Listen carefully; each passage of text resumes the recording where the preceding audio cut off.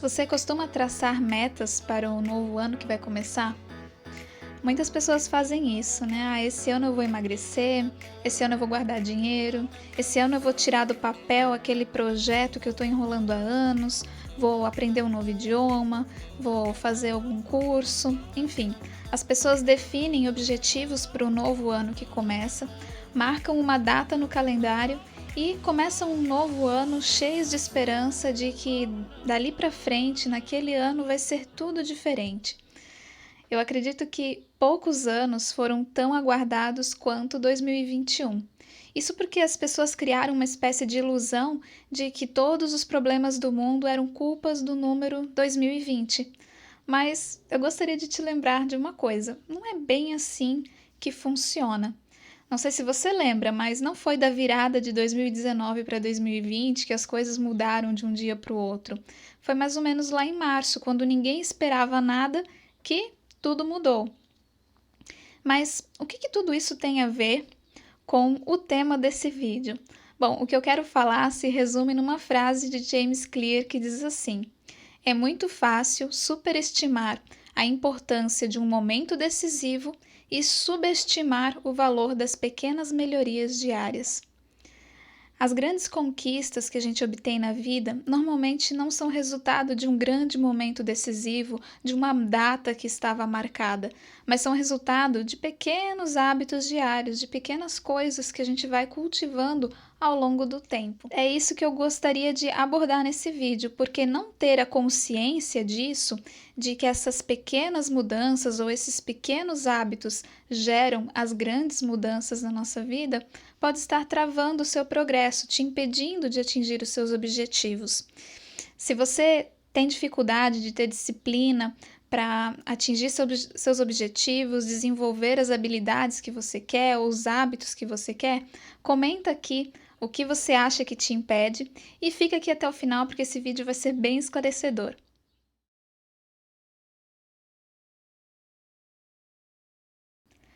Eu sou Adriana Tavares, esse aqui é o Pensamento Reflexivo e hoje eu quero falar sobre hábitos, a criação de novos hábitos e até porque não a descontinuação de hábitos ruins.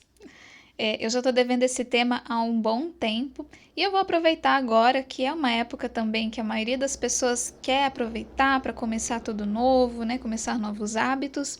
E também que eu li esse livro aqui, Hábitos Atômicos, do James Clear, recentemente, estou com ele bem fresco na mente e vou trazer bastante informação tirada do livro, né? Eu quis trazer algo um pouco mais embasado, não só a minha opinião, as minhas vivências sobre isso, mas o autor ele traz algumas ideias muito interessantes, bem legais, e inclusive eu sugiro a leitura desse livro. Aqui no vídeo eu não vou entrar no detalhe do método que ele sugere para a criação de novos hábitos, vou trazer algumas informações que vão ajudar, mas se você quer se aprofundar, eu recomendo bastante a leitura dele. Vamos começar então definindo o que é um hábito. O dicionário ele define da seguinte forma: é a disposição de agir constantemente de certo modo, adquirida pela frequente repetição de um ato, a forma habitual de ser ou de agir, ou um procedimento repetido que conduz a uma prática. Então, um hábito é basicamente uma ação que foi repetida a tal ponto que se tornou automático. O nosso cérebro, quando ele se depara com uma situação nova, ele precisa analisar e decidir o que eu faço agora. Mas a partir do momento que ele encontra uma resposta satisfatória para um dado problema, ele torna aquele processo automático. Então, se acontecer isso, eu faço isso. E aí ele economiza energia. Isso pode ser muito bom por um lado e pode ser também muito ruim. Por exemplo, eu adquiri um hábito há uns 3 anos atrás de, em vez de comer pão no café da manhã, que é o mais comum, substituir por ovo cozido. A partir do momento que isso se tornou automático na minha vida, eu entro na minha cozinha de manhã cedo e eu já sei o que eu preciso fazer. Pegar os ovos na geladeira, pôr para cozinhar, botar o café na cafeteira e é isso. Normalmente eu não paro para pensar sobre o que eu vou comer no café da manhã. Antigamente o hábito era outro, né? Era sentar na mesa, ter pão, ter biscoitos, outros acompanhamentos, sentar e comer o tanto que desse vontade, né? Esse era o meu hábito que foi substituído por outro. Hoje o meu automático é chegar na cozinha e colocar os ovos para cozinhar. Quais são, então, alguns desafios que a gente enfrenta ao tentar criar novos hábitos ou desenvolver uma nova habilidade? Uma das primeiras coisas que eu acho muito importante é a gente ter muita clareza sobre por que queremos desenvolver um determinado hábito ou uma habilidade, enfim. Muitas vezes a gente não consegue ter disciplina para desenvolver aquele hábito, aquela habilidade, porque aquilo não é tão importante assim para nós. Às vezes a gente se cobra, quer desenvolver aquilo só porque está todo mundo fazendo, e aí eu acho que eu também preciso fazer aquilo ali. Então, pense muito bem se você quer desenvolver esse novo hábito porque realmente é importante para você ou se é só porque todo mundo está fazendo. Porque se for por causa disso, talvez você realmente não vai conseguir levar isso adiante. No final desse vídeo, eu vou falar também um ponto bem interessante sobre as diferenças de personalidade que devem ser levadas em conta nesse sentido. Isso vai ser bem legal, então fica até o final desse vídeo. Outro grande desafio na hora de criar novos hábitos ou habilidades é que a gente acha que tem que ser ou tudo ou nada. Então, eu quero que mude tudo ao mesmo tempo, eu quero fazer tudo ao mesmo tempo, desenvolver 25 novos hábitos na mesma semana, e aí eu não consigo manter ao longo prazo nenhum deles. Isso é um problema porque a nossa vida é a soma de pequenos gestos, pequenos hábitos diários, pequenos momentos que juntos vão produzindo o tipo de vida que nós queremos ter. Então, não é um grande momento, né? Se a gente esperar sempre que tenham momentos grandiosos, mudanças grandiosas para a gente ter o resultado que a gente precisa, a gente talvez nunca vai conseguir começar a desenvolver aquele hábito que a gente precisa para chegar naquele resultado. Por exemplo, né, um hábito muito ruim, o de fumar. Se a pessoa fumar muitos cigarros em um dia só, ela não vai de uma hora para outra desenvolver um câncer no pulmão, mas fazendo isso todos os dias ao longo de um período, ela tem grandes chances de que isso aconteça. Da mesma forma, a pessoa não vai ser mais saudável só por ficar alguns meses fazendo uma dieta restritiva, mas se ao longo da vida dela ela procurar sempre fazer escolhas, né, de alimentos mais saudáveis, ela com certeza vai ser uma pessoa mais saudável. Então, não é a quantidade do que a gente faz em um curto período, mas manter esse hábito por um longo período. O James Clear ele compara até, né, os bons hábitos com os juros compostos do autoaperfeiçoamento. E então é o tempo que vai multiplicar os resultados desses pequenos hábitos diários, dessas pequenas coisas ou pequenas mudanças que a gente vai fazendo. Então, se a gente esperar sempre coisas grandiosas, né? Eu preciso ter muito dinheiro para começar a investir, eu preciso ter muito tempo para começar a aprender essa nova habilidade, talvez a gente nunca vai começar. Então, comece com um pouco. O tempo vai multiplicar o resultado desse pouco que você está investindo. O livro Hábitos Atômicos, ele propõe que existem 3 camadas de mudança de comportamento: a mudança de resultados, a mudança de processo e a mudança de identidade.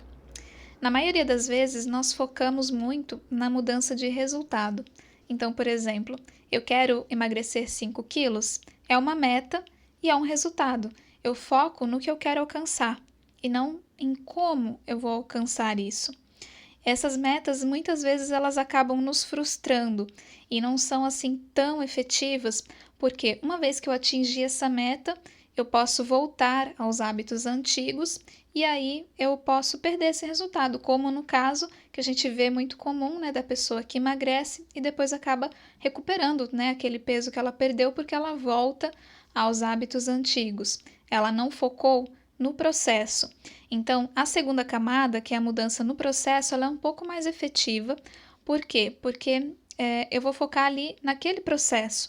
Então, em vez de pensar nos 5 quilos que eu quero emagrecer, eu vou elaborar uma nova rotina para mim, né? Eu quero correr, quero fazer exercício 3 vezes por semana, eu vou mudar a minha alimentação, enfim. Você cria um processo e você aprimora esse processo e mantém esse processo. Então, é mais efetivo do que simplesmente focar só no resultado. Mas a camada mais efetiva ainda, a melhor forma de fazer mudanças na nossa vida é mudando a nossa identidade. É nessa camada da identidade que acontecem as mudanças mais efetivas. A nossa identidade ela está ligada com as nossas crenças, com a nossa autoimagem, aquilo que a gente acredita sobre nós mesmos ou sobre o mundo à nossa volta. E sobre isso eu queria ler um trecho diretamente no livro Hábitos Atômicos, que diz assim, ó. Muitas pessoas começam o processo de mudança de hábitos concentrando-se no que querem alcançar. Isso nos leva aos hábitos baseados em resultados. A alternativa é criar hábitos baseados em identidade. Com essa abordagem, começamos nos concentrando em quem desejamos nos tornar. Imagine duas pessoas resistindo a um cigarro. Quando lhe oferecem um cigarro, a primeira pessoa diz: "Não, obrigado, estou tentando parar." Parece uma resposta razoável, mas essa pessoa ainda acredita que é um fumante tentando ser outra coisa. Ela espera que seu comportamento mude, mas ao mesmo tempo continua carregando as mesmas crenças. A segunda pessoa recusa dizendo: "Não, obrigada, não fumo." É uma pequena diferença, mas essa afirmação sinaliza uma mudança na identidade. Fumar fazia parte de sua vida anterior, não da atual. Ela não se identifica mais como alguém que fuma. A maioria das pessoas nem sequer considera a mudança de identidade quando quer aperfeiçoar algum aspecto. Elas apenas pensam: quero ser magro, resultado. E se eu adotar essa dieta, serei magro, processo. Elas estabelecem metas e determinam as ações que devem tomar para atingir esses objetivos, sem considerar as crenças que impulsionam suas ações. Não mudam a maneira como olham para si mesmas, nem percebem que sua antiga identidade é capaz de sabotar seus novos planos de mudança. Eu gostei muito desse trecho porque realmente eu acredito que para a gente fazer grandes mudanças, a gente precisa mudar as nossas crenças, aquilo que eu acredito que eu sou, né? Se eu acredito que eu sou determinada coisa, e aquele meu novo comportamento não condiz com o que eu acredito sobre mim, eu não vou conseguir manter esse novo hábito. A partir do momento que eu mudo o que eu penso sobre mim mesmo, sobre quem eu sou, eu assumo aquela identidade e eu vou agir de acordo com aquela nova identidade. Então, para a mudança de comportamento, o livro Hábitos Atômicos ele sugere 2 passos, né?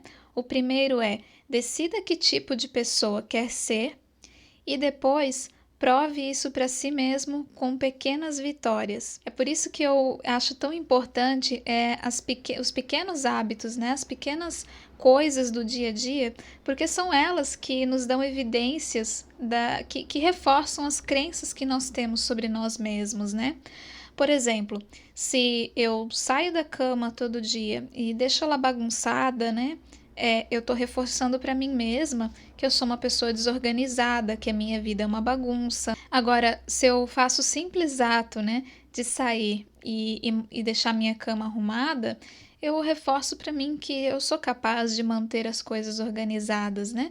Então, se eu sou capaz de fazer a cama, né, arrumar a cama todos os dias, eu também sou capaz de deixar a pia limpa, eu também sou capaz de manter a minha casa limpa, eu também sou capaz de entregar o meu trabalho no prazo, né? E assim por diante. Cada pequena coisa que eu vou conseguindo fazer, eu vou reforçando para mim mesmo uma identidade de que eu sou uma pessoa organizada, eu sou uma pessoa que consegue entregar as coisas no prazo. Cada pequena vitória me dá a confiança de que eu sou capaz.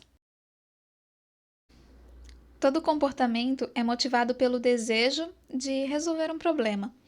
Os nossos hábitos eles passam sempre por 4 estágios que são estímulo, desejo, resposta e recompensa. O estímulo ele aciona o nosso cérebro para iniciar um comportamento. É uma informação que prevê uma recompensa e o nosso cérebro ele está sempre atrás desses estímulos de recompensa. Aí os nossos pensamentos, sentimentos e emoções, eles pegam esse estímulo e transformam ele num desejo. E esse desejo, então, vai fazer com que a gente busque a resposta, que é o hábito em si. Então, nós vamos agir, né, dar uma resposta para aquele desejo. Essa ação, essa resposta, ela vai nos trazer uma recompensa, né? E a recompensa, então, é o objetivo final de todo hábito, né? Nós queremos ser recompensados por aquilo que a gente faz. E essas recompensas, então, elas nos oferecem a satisfação e o alívio do desejo e também nos ensinam quais ações valem a pena ser lembradas no futuro. Esse é um ciclo de feedback interminável que guia praticamente tudo que a gente faz. Esses 4 estágios, né, dos nossos hábitos, eles podem ser agrupados em 2 fases, né? A primeira fase é a fase do problema, que é quando nós percebemos que algo precisa mudar, que envolve então ali o estágio do estímulo e do desejo. E a segunda fase é a fase da solução, que vai então englobar os estágios da resposta e da recompensa, que é quando a gente vai agir para mudar o que nós desejamos mudar. Baseado nesses 4 estágios do ciclo de hábitos, o autor James Clear ele sugere 4 leis da mudança comportamental. A primeira lei está relacionada com o estímulo, que é torne-o claro. A segunda lei relacionada com o desejo é torne-o atraente. A terceira lei, que tem a ver com a resposta, é torne-o fácil. E a quarta lei, relacionada com recompensa, é torne-o satisfatório. Ele sugere, então, que sempre que a gente quiser mudar algum comportamento, algum hábito, nós paremos e nos perguntemos: como posso torná-lo claro? Como posso torná-lo atraente? Como posso torná-lo fácil? E como posso torná-lo satisfatório? A primeira lei, então, é torne-o claro. Sobre essa primeira lei, o autor ele diz assim: muitas pessoas pensam que não têm motivação quando o que realmente lhes falta é clareza. Nem sempre é óbvio quando e onde agir. Algumas pessoas passam a vida inteira esperando o tempo certo para se aprimorar. Então, nesse aspecto, a dica aqui é ter um plano claro de quando e onde você vai executar aquele hábito, aquela ação. Por exemplo, em vez de dizer essa semana eu vou me exercitar, você vai dizer na segunda-feira de manhã, às 8 da manhã, eu vou sair para correr na rua. Você já tornou claro para você mesmo quando e onde você vai fazer aquele hábito, né? Vai desenvolver aquela ação.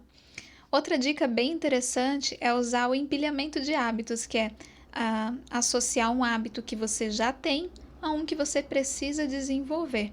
Eu estou usando isso, por exemplo, para atingir uma meta que eu estabeleci para mim de estudar espanhol toda semana. Então, quando eu saio para caminhar, eu escuto podcasts que ensinam espanhol. Então, eu empilhei um hábito que eu já tenho com um que eu quero desenvolver. Outra coisa muito importante nesse sentido é moldar o seu ambiente para que ele trabalhe a seu favor e não contra você. Por exemplo, se você quer emagrecer, mas tem guloseimas à sua vista o tempo inteiro ou de fácil acesso na sua casa, o seu ambiente está trabalhando contra você. Outro exemplo, né? Se você trabalha usando o celular e você quer ser mais produtivo e está com todas as notificações ativadas, o seu ambiente também está trabalhando contra você. Molde o seu ambiente para que ele trabalhe a seu favor. Uma pequena mudança no que você vê faz uma grande mudança naquilo que você faz. A segunda lei, então, é torne-o atraente. Todo comportamento altamente formador de hábitos, ele está associado a níveis mais altos de dopamina. Muitas vezes a gente ouve dizer que a dopamina é o hormônio do prazer ou que a dopamina é o hormônio da recompensa, mas ela também está associada fortemente às nossas vontades e desejos.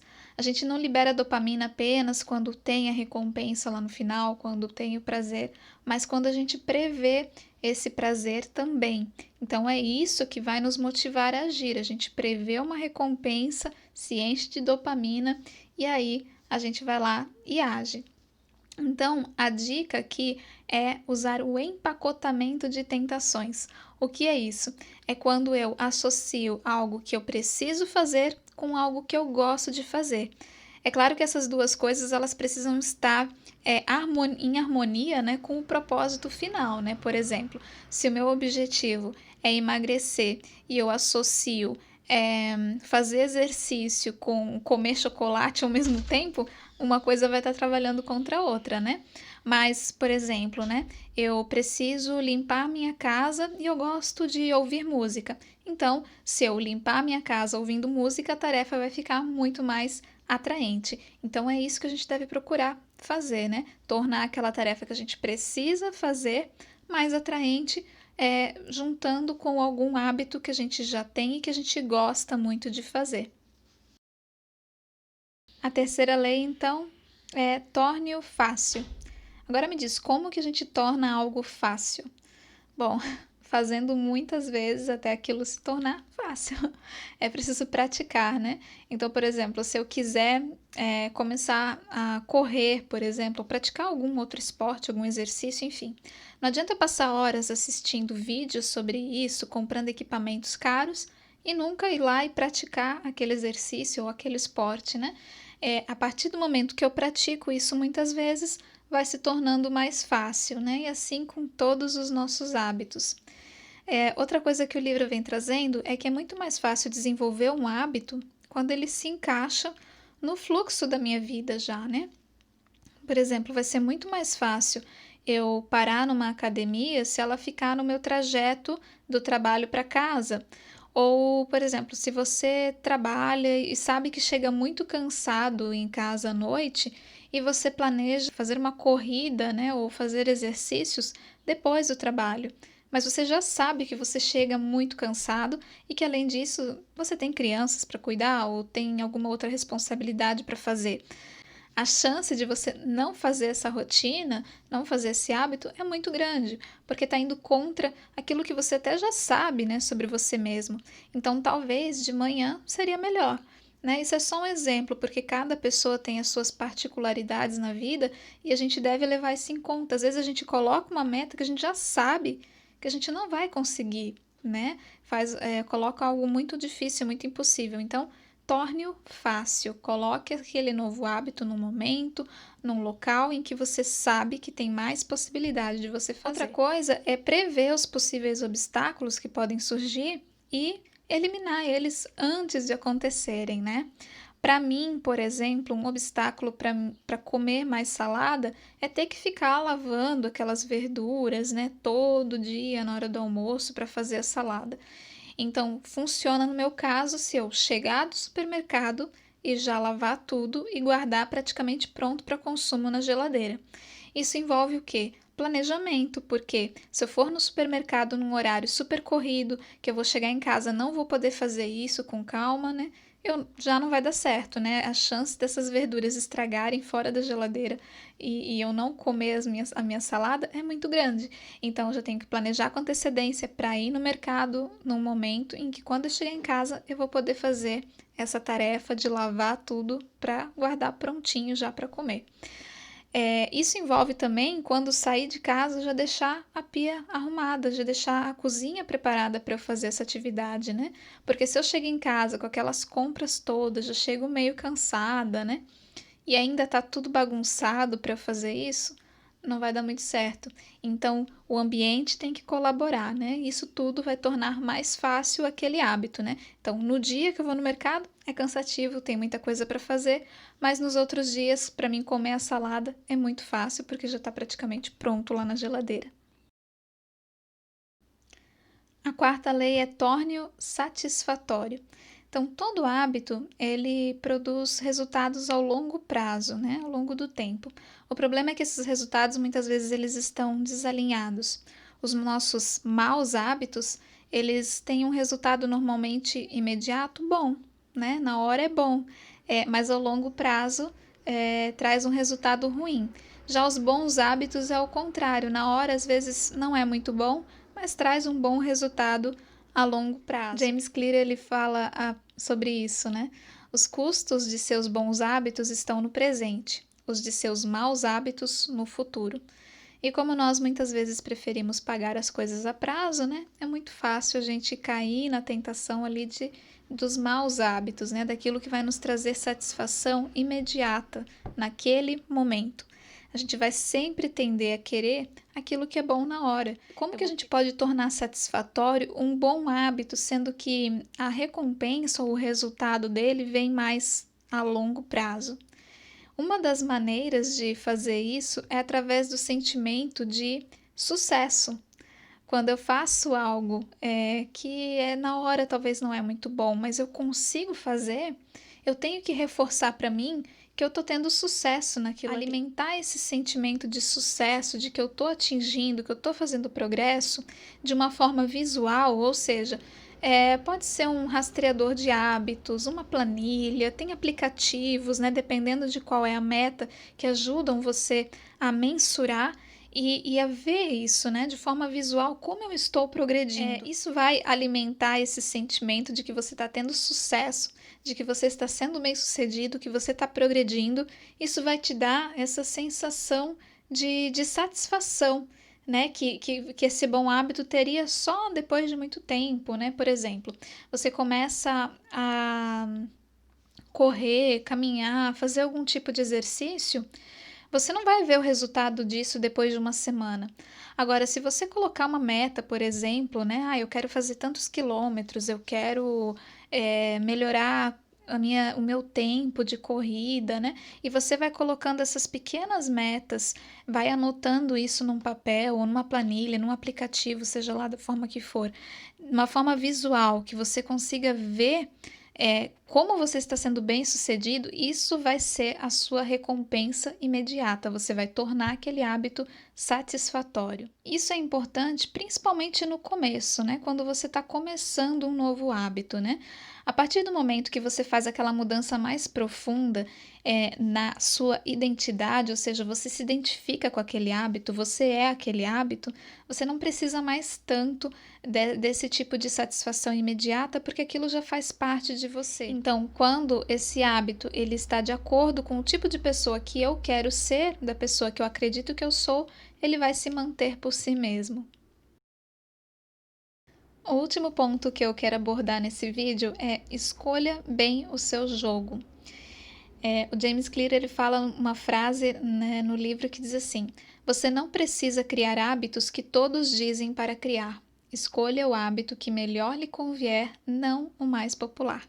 Eu gostei muito disso, né? Porque muitas vezes quando se trata de autoaperfeiçoamento, né, de desenvolvimento pessoal, alguns gurus, alguns líderes, eles criam alguns métodos, né, regras e olha, isso aqui funcionou para mim, é assim, você tem que fazer dessa forma porque é assim que funciona. Se eu conseguir assim, você também consegue, porque nós somos todos iguais, você pode fazer tudo o que você quiser, você pode ser quem você quiser. E olha, eu vou dizer que até já acreditei nisso, mas hoje em dia eu não acredito mais. Por mais que a gente possa conseguir muita coisa com esforço, né? E essa coisa de, eu sou assim mesmo, eu não mudo, não deveria ser usado. A gente tem como mudar muita coisa sim nós mesmos com esforço. Mas existem características que nós temos, traços de caráter, de personalidade, que não mudam. Nós temos esses traços de personalidade, né? Temos essas características e é preciso saber, então, o que eu posso mudar em mim mesmo, o que é possível, o que eu devo, o que é impossível e eu não devo, porque aquilo não é uma coisa ruim que eu precise mudar. É só o meu jeito de funcionar, o meu jeito de ser. Então, você precisa se conhecer muito bem para saber quais hábitos ou qual a melhor forma de desenvolver aquele determinado hábito. E eu vou dar um exemplo aqui que eu usei bastante no vídeo, que é de se exercitar, né? De fazer exercícios físicos. Vamos supor, você é uma pessoa bem extrovertida, gosta de estar no meio de muitas pessoas, gosta de se movimentar, está sempre fazendo alguma coisa, é uma pessoa muito enérgica, e aí você quer fazer exercício físico.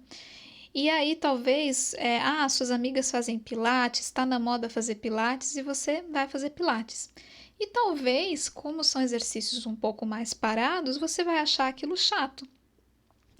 Não tô dizendo que Pilates é chato, tá, gente? Eu gosto muito, acho muito legal. Mas para algumas pessoas pode ser que seja, porque é mais parado. Talvez essa pessoa ia se dar muito melhor numa sala de aula com um monte de gente, música alta, fazendo zumba, né? Já uma pessoa talvez mais introvertida, mais calma, se ela for numa academia com música alta, com muita gente, ela vai ficar estressada. Em vez daquilo acalmar ela, ela vai se estressar e não vai querer ir, vai ser horrível.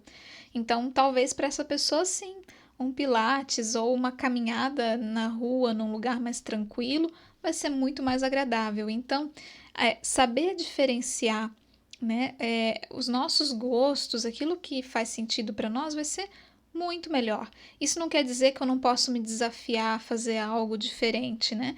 Mesmo para uma pessoa agitada, uma pessoa que gosta de música, que gosta de dançar, é um desafio ir até a aula de zumba toda semana, por mais que ela goste, né? Então, mas vai se tornar muito mais fácil se ela gostar do que se ela não gostar.